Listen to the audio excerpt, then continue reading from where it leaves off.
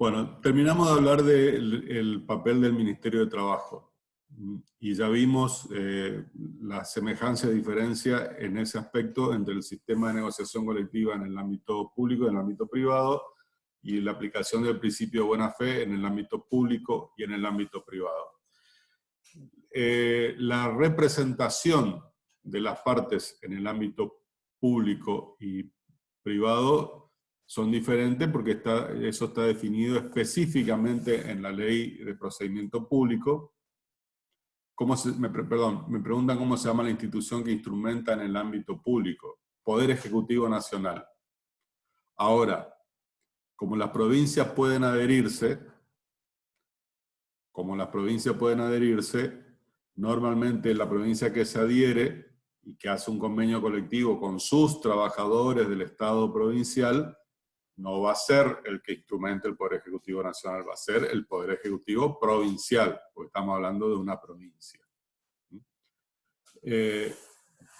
Entonces, vamos a tratar de avanzar un poquito al resultado de la negociación colectiva. El resultado de la negociación colectiva es el convenio colectivo de trabajo. Aunque ya les aclaré que también el mismo tipo de negociación se aplica para los procedimientos preventivos de crisis.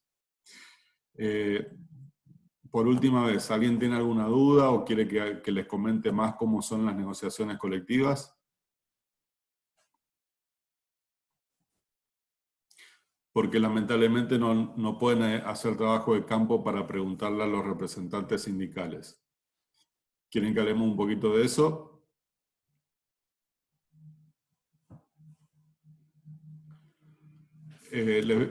Brevemente nomás les comento lo siguiente.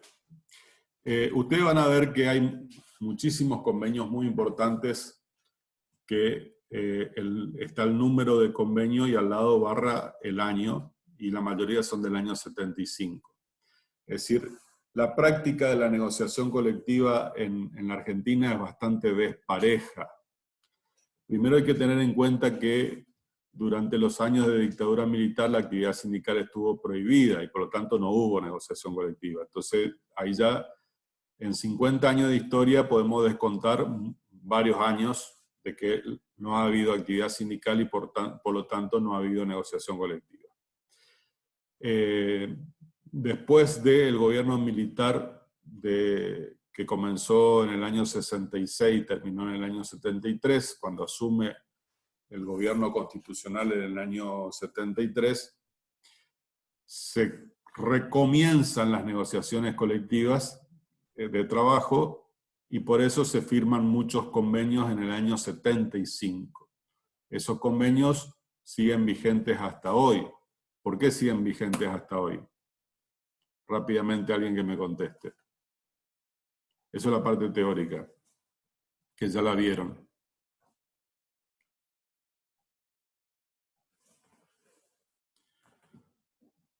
Vamos, participen un poquito. ¿Por qué puede seguir vigente un convenio firmado en el año 75 si el convenio dice que dura 2 años? Profe, porque no vence hasta que sale otro nuevo convenio, ¿puede ser? Claro, las cláusulas normativas que tiene un convenio permanecen vigentes hasta que no son reemplazadas. Eso se llama ultraactividad. Ultra, que quiere decir más allá, más allá de la actividad normal, que sería el plazo de vigencia que se había estipulado en el convenio. Acá contesta Silvina porque debe ser el único que debe seguir amparando a los trabajadores. Efectivamente. Esto se vincula con un principio del derecho individual del trabajo, que es el mantenimiento de la condición más beneficiosa. Entonces, como los convenios colectivos pueden establecer mejoras respecto de la ley de contrato de trabajo, si pierden vigencia, se pierde la mejora. Entonces, en virtud del principio de mantenimiento de la condición más beneficiosa, existe esto que se llama ultraactividad. Entonces, muchísimos convenios muy importantes porque determinan las relaciones laborales de una gran cantidad de trabajadores, por ejemplo, el de comercio, se mantiene del año 75, no ha sido reemplazado por uno nuevo. Pero obviamente la escala salarial tiene que cambiar. Desde el año 75 ahora incluso cambió la moneda. Ha habido Australia, ha habido peso argentino, ha habido ahora nuevamente peso argentino, se llama igual que hace unas décadas atrás. Entonces, el valor del salario ha cambiado. Entonces, muchas veces con el mismo convenio colectivo, la negociación solo trata de las escalas salariales. Pero otras veces puede ocurrir que, sobre la base del mismo convenio colectivo, se discuten y se negocian y se sacan convenios colectivos nuevos, que son nuevos, nos vamos a dar cuenta porque dice barra 2016, barra 2017. Y a lo mejor también los negoció las mismas entidades que negociaron el convenio colectivo de trabajo del año 75. Pero han cambiado algún aspecto particular. ¿Por qué? ¿Qué características tienen los convenios colectivos en relación a esto? Que tiene que ver también con el tipo de sindicato y con la representación que cada sindicato tiene. A ver, alguien que me establezca una vinculación.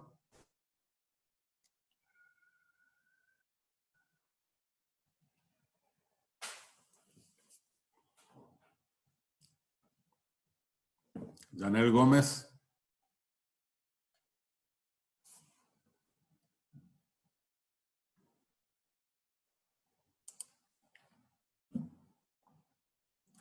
Cerrulla.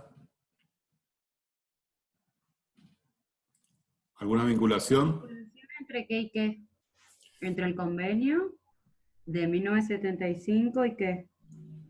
¿Por qué, manteniéndose un convenio del año 75, las mismas partes, manteniéndose vigente, las mismas partes aparecen firmando otro que puede ser 2016?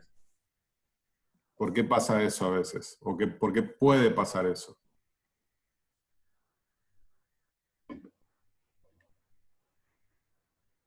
¿Alguna pista que tienen que sacar? ¿Cómo? Porque no hubo cambios. No, estoy diciendo que aparece un convenio nuevo, pero se mantiene el otro. Aún manteniéndose el del año 75, puede aparecer un convenio nuevo. ¿Por qué aparece un convenio nuevo? Se lo digo yo. Porque ¿Para mejorar alguna condición en especial, profe? Para mejorar alguna condición en especial o para discutir un área determinada de todo ese oficio o de esa actividad o de la empresa, ¿me entienden? Es decir, ya les dije en la parte anterior que el tipo de sindicato nos va a determinar qué tipo de personería tiene, por lo tanto nos va a determinar qué representación tiene, y eso va a incidir en qué puede negociar esa asociación sindical, y lo mismo pasa del lado empleador. Entonces, vamos a suponer que una asociación sindical tiene, en función de todo esto que dije, la posibilidad de negociar del 0 al 100. Y en una oportunidad elige negociar el 100% de todo lo que es de su ámbito. Y en otra oportunidad solo negocia el 10% de lo que es su ámbito. ¿Se entiende? Para que lo vean más en concreto, vamos a volver un poquito para atrás en qué es el ámbito que está representando cada uno. Entonces, nosotros habíamos visto, y se subió al aula virtual, el estatuto del Centro Empleado de Comercio de Diamante. Bueno, entonces, les pongo un momentito esto. El Centro Empleado de Comercio de Diamante ejerce su actividad en un ámbito geográfico que comprende todos estos lugares. Ese es su ámbito geográfico. Por lo tanto, solamente está facultado a negociar convenios que tengan incidencia en este ámbito territorial. También hay un aspecto personal del ámbito. ¿Cuál es el aspecto personal? que este sindicato agrupa a todos los que realicen tareas o presten servicios en relación de dependencia para empleadores cuya actividad consista en intercambio o intermediación de bienes o prestación de servicios por cuenta propia o ajena. O puede ser, por ejemplo, organismos mutuales o cooperativas creadas o a crearse. O puede ser, por ejemplo, aquel trabajador incorporado va a incorporarse en los convenios colectivos suscritos por la Federación Argentina de Empleados de Comercio.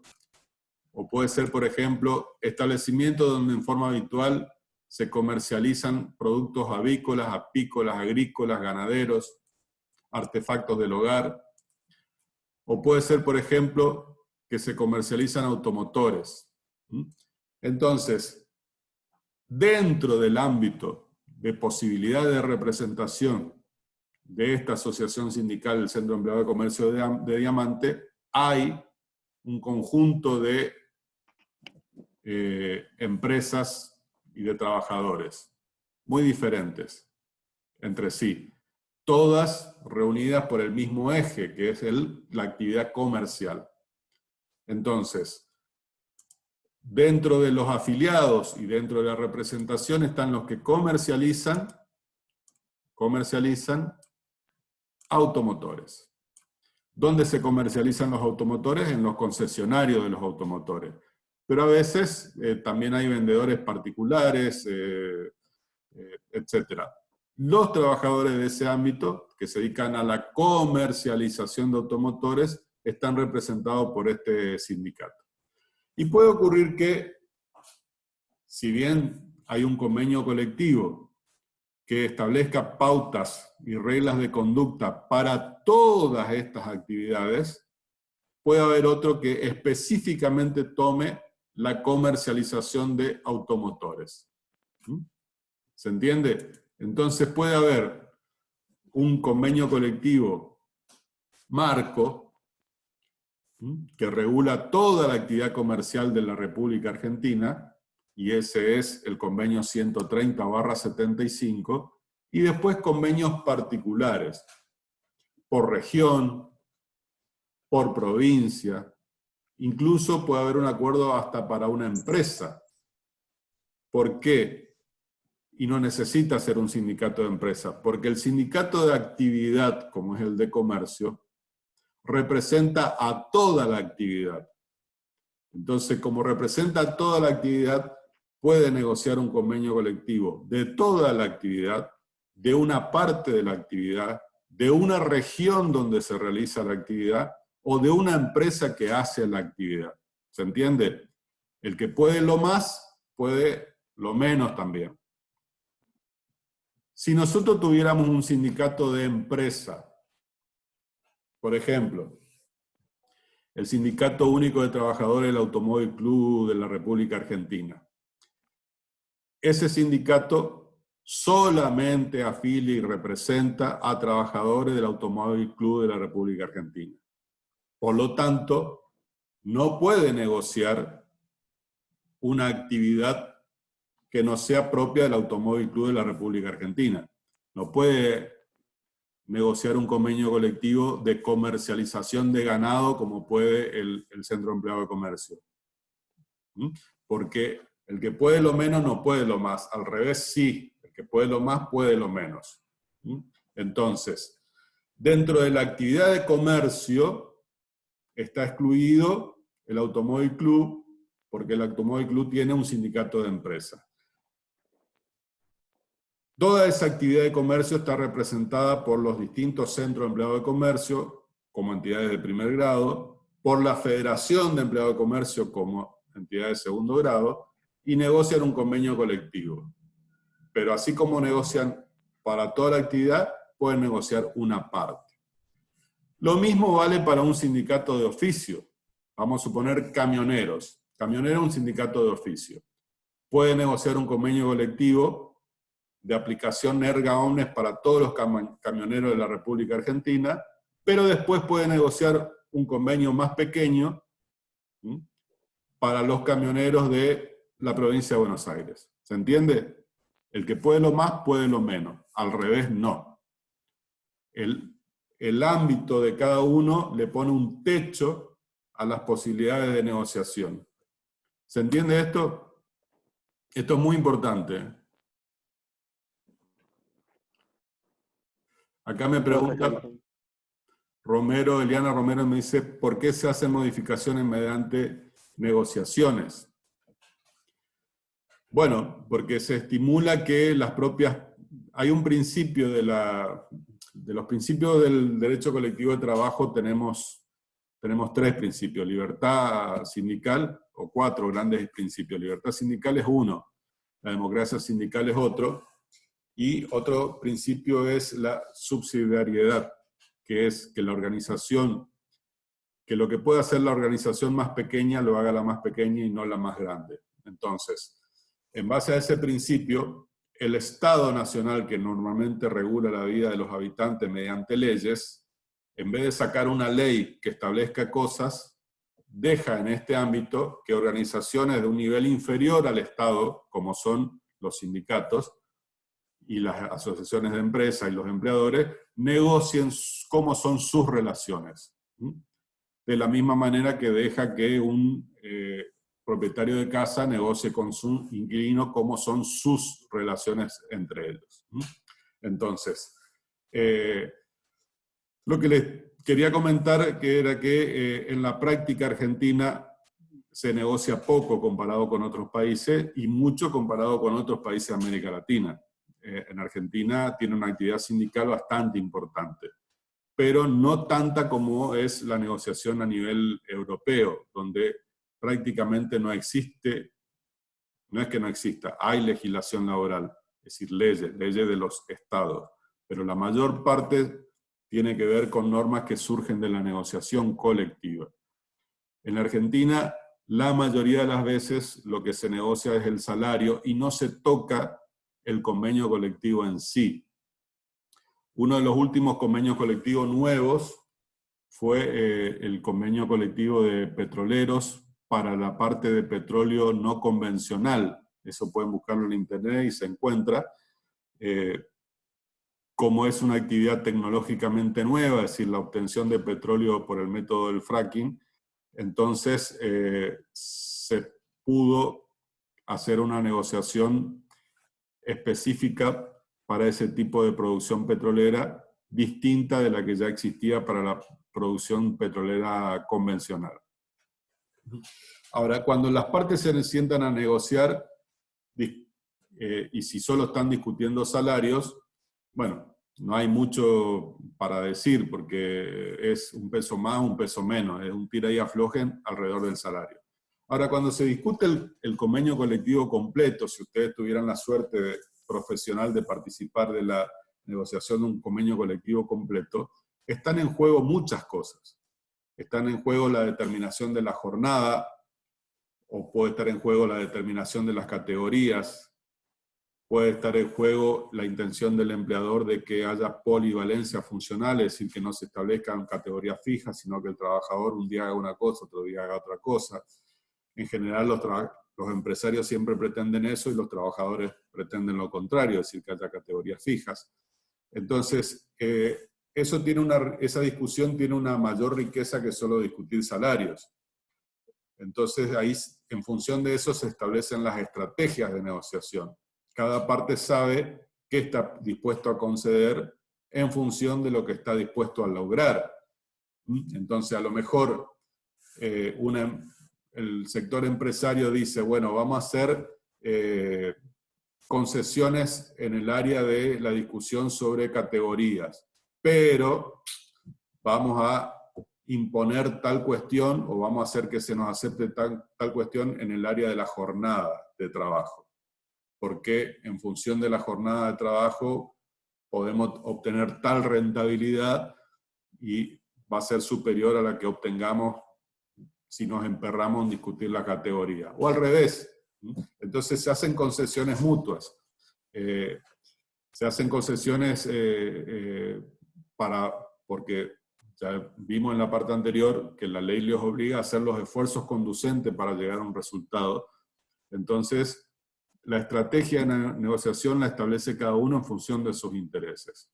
Los sindicatos pueden estar interesados un año en discutir más el salario concreto, en discutir las categorías, o pueden estar interesados en discutir que no haya despidos, como ocurre en esta época en que se están discutiendo, o con la excusa de la pandemia se están discutiendo que se pague menos salario, pero que no haya despidos, etc. Entonces, cuanto mayor temas abarque la negociación, más posibilidades hay de establecer una estrategia que permita que ceder en una parte para obtener ganancias en otra parte del convenio colectivo o de la negociación que resulte. Y eso, si se respetan los principios de democracia sindical, cada representación sindical debería escuchar qué es lo que están queriendo sus representados. En general los empresarios saben perfectamente lo que quieren, pero también a veces hay divergencias según la entidad de las empresas. A veces las pequeñas y medianas empresas tienen algunos objetivos propios que no es el mismo objetivo de la gran empresa. Entonces ahí también a veces hay diferencias estratégicas en cuanto a la negociación colectiva. El otro punto importante, porque se hace hincapié en los exámenes, es que una vez que nosotros obtenemos el convenio colectivo de trabajo, es decir, terminó la negociación, se homologó, salió el convenio colectivo de trabajo, ese convenio colectivo de trabajo tiene un conjunto de normas que para un mejor estudio las clasificamos de distintas formas, pero la cátedra hace hincapié en esta clasificación. En que hay cláusulas del convenio que son normativas, es decir, que establecen reglas de conducta para toda, con efecto erga omnes, es decir, para todos, no solo para los que se sentaron a negociar. Y hay cláusulas obligacionales que son para los que se sentaron a negociar, y hay cláusulas llamadas de solidaridad que afectan incluso a gente que ni siquiera está afiliada a los sindicatos. Voy a poner brevemente unas pantallas para que vean el tema, pero es una de las cosas más importantes. Digamos, Profe, sí, una pregunta. sí. Decime. ¿Dos tipos de cláusula entonces hay? Tres. ¿Dos tipos de cláusulas solamente hay? Tres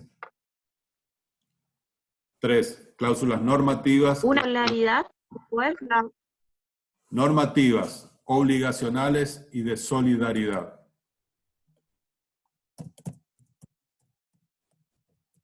muchas gracias.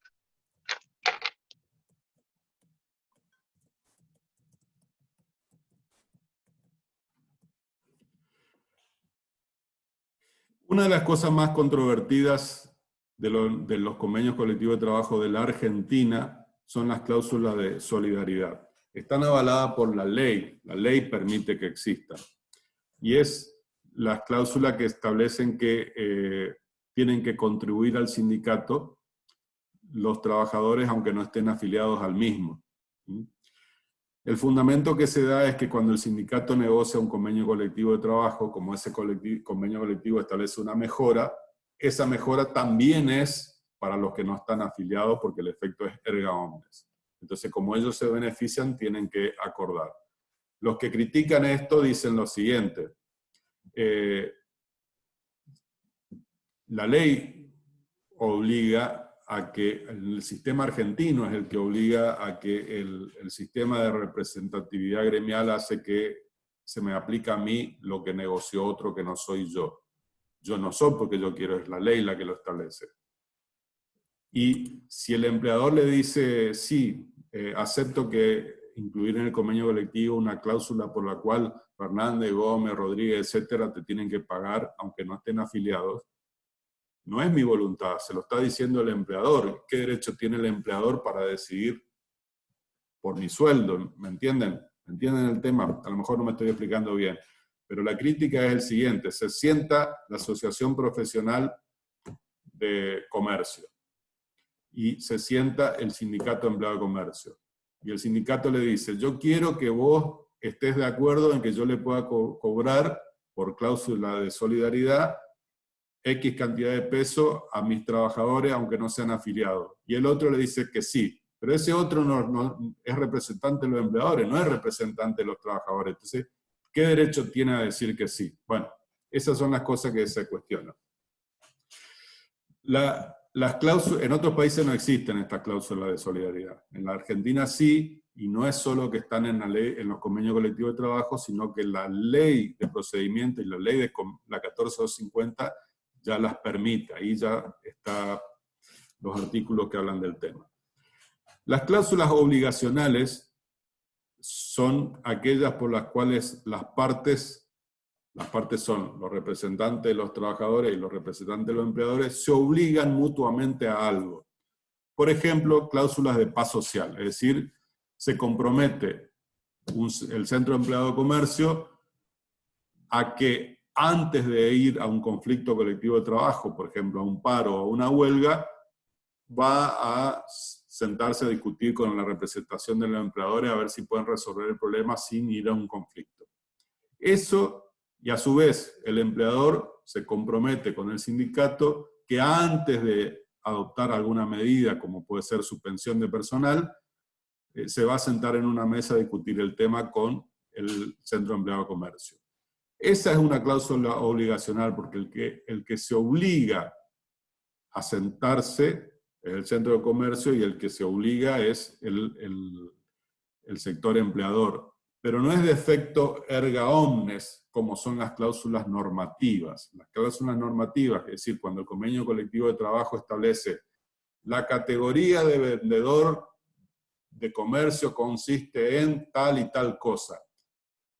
Eso que han determinado ahí, sí o sí lo tienen que aplicar todos los empleadores de la actividad de comercio y en beneficio de todos los trabajadores de la actividad de comercio. ¿Se dan cuenta la diferencia? Bueno, se termina el tiempo. Les quiero que me pregunten algo más o damos por finalizada la clase.